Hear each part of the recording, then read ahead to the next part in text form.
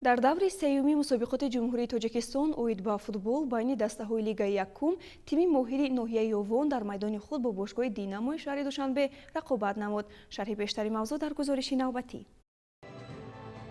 дар даври сеюми чемпионати ҷумҳурии Тоҷикистон оид ба футбол байни дастаҳои Лигаи Якум, дастаи моҳири ноҳияи Ёвон дар хонаи худ бо тими Динамои шаҳри Душанбе рақобат намуд.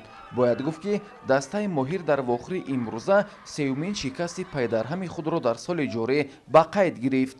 бозингарони дастаи Динамо дар лаҳзаҳои охири пайти аввал ҳисобро боз намуда тимашонро ба пеш бароварданд ва бо ҳамин як голи задаи меҳмонон қисмати аввал ба охир расиду дастаҳо ба танаффус баромаданд.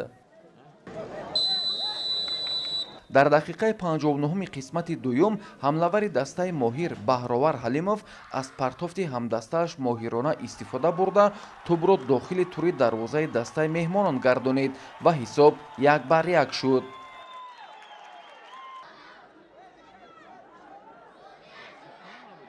дар 3 дақиқаи илованамудаи довар бозингарони дастаи Динамо голи ғалабоварашонро дар сафар ба ҳадаф расониданд. муаллифи ин гол Фахриддин Ахтамов дониста мешавад.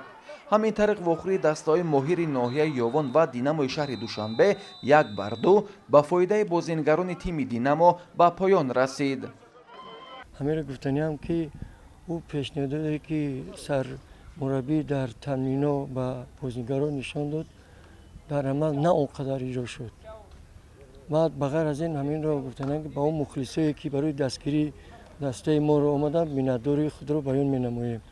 ҳакун дар оянда хатогое ки мо бозингарои мо дар ин бозӣ бо дастаи Динамо намуданд, дар оянда бо дигар дастаҳо хатогиҳомон иҷро менамоем. бачаҳо як бозии ҷолиб нишон доданд, ҳаракат карданд, якдигарро дастгирӣ карданд дар майдон. камтар вазбинам буд дар охири бозӣ, лекин бачаҳо якдигарфаҳмӣ хуб доранд ва ҳаракат карданд ки натиҷае ки мо ба онҳо гуфтем, ӯ бозие ки мо аз онҳо талаб кардем, онҳо нишон доданд ва ғалабаро ба даст овардем. бозии ояндаи мо бо дастаи Равшани Зафаробод аст.